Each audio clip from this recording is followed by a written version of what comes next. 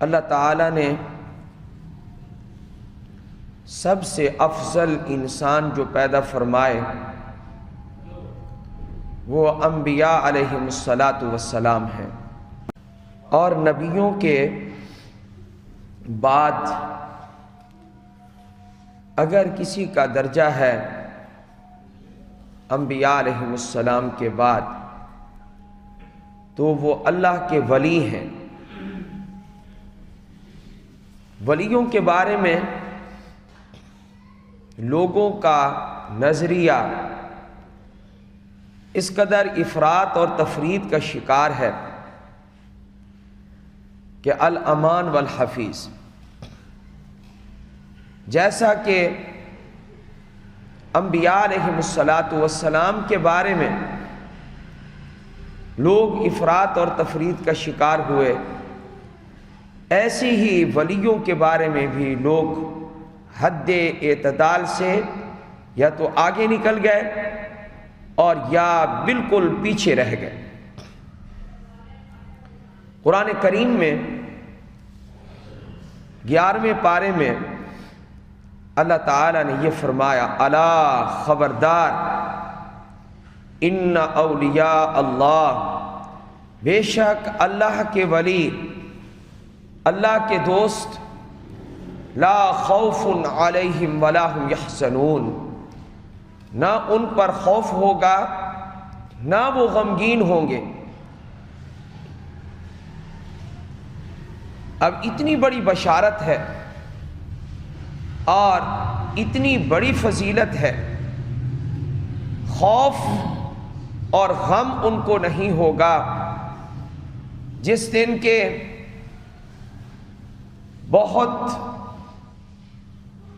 دل اور آنکھیں غم کے مارے اور شرم کے مارے ڈر اور جھک رہے ہوں گے، لیکن اللہ تعالیٰ کے جو ولی ہیں وہ مطمئن ہوں گے۔ لا خوف علیہم ولا هم یحزنون۔ سب سے پہلی بات تو یہ ہے کہ اللہ کا ولی کون ہے۔ قرآن کریم نے اللہ کے ولی کی صرف 2 نشانیاں ذکر کی۔ اللہ کا ولی، اس میں صرف 2 نشانیاں اللہ نے ذکر کی ہیں، جس میں 2 نشانیاں ہیں وہ اللہ کا ولی ہے، اللہ کا دوست ہے۔ نہ تو کوئی ضروری ہے دستار سر پہ ہو، اور نہ ہی ولایت کے لیے ضروری ہے کہ جبے کبے ہوں، نہ ہی ولایت کے لیے ضروری ہے ہزاروں کی تسبیح پھیلی ہوئی نظر آئے، نہ ہی ولایت کے لیے ضروری ہے ماتھے پہ کالا نشان ہو، پیشانی پہ کالا نشان ہو۔ اللہ تعالیٰ نے کوئی بھی علامت یہ ذکر نہیں کی۔ اللہ کا ولی کون ہے؟ جس میں 2 علامتیں 2 نشانیاں موجود ہوں گی وہ اللہ کا ولی ہوگا، چاہے وہ کوئی ہو، کسے باشد۔ الذین آمنوا وکانوا یتقون، ولی وہ ہے، وہ لوگ اللہ کے ولی اور دوست ہیں جو ایمان لائے۔ پہلی نشانی کیا ہے؟ ایمان۔ ایمان پہلی نشانی ہے۔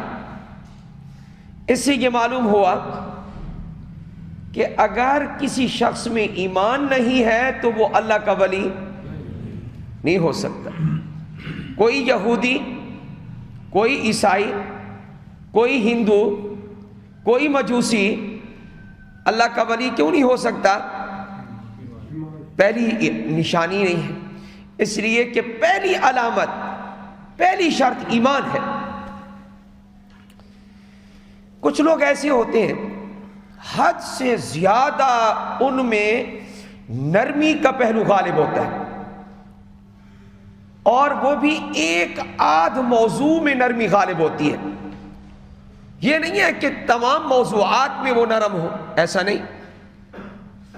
مثلا یہی کہہ دیتے ہیں بھائی یہودیوں کو بھی برا نہ کہو، عیسائیوں کو بھی برا نہ کہو. کیوں؟ ہو سکتا ہے ان میں بھی کوئی اللہ کا ولی ہو،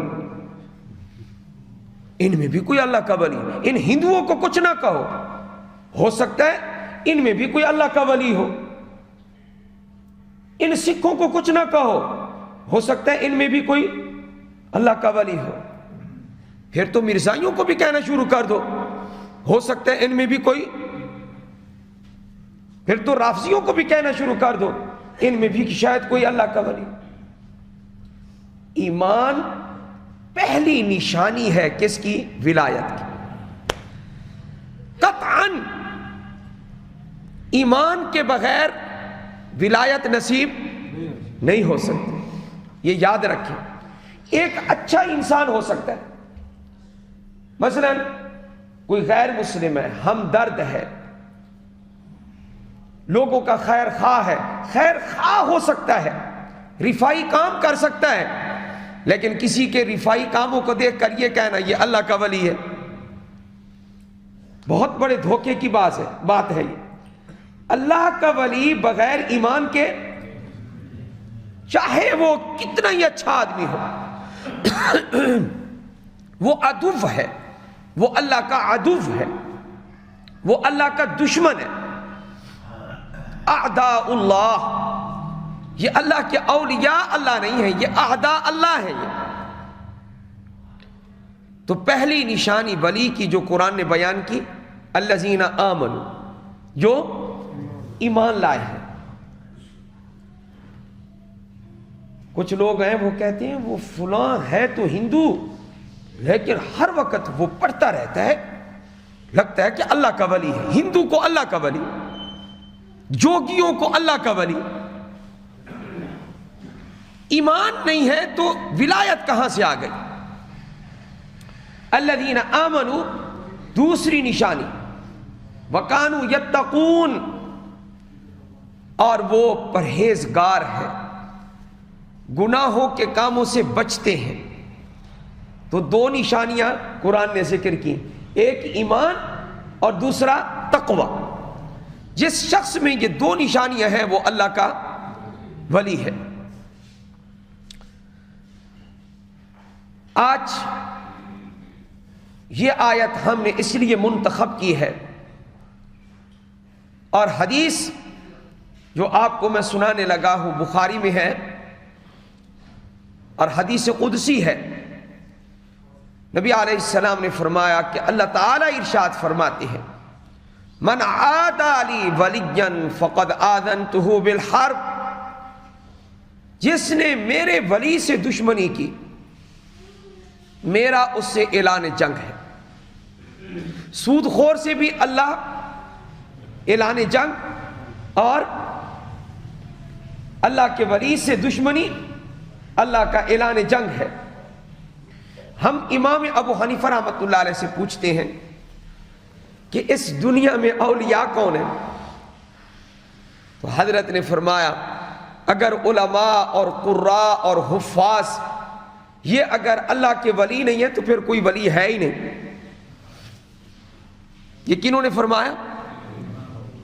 امام ابو حنیفہ رحمۃ اللہ علیہ. اس دور میں بہت زیادہ اتقاء تھا، پرہیزگاری تھی، تقوی تھا، للہیت تھی، خشیت تھی.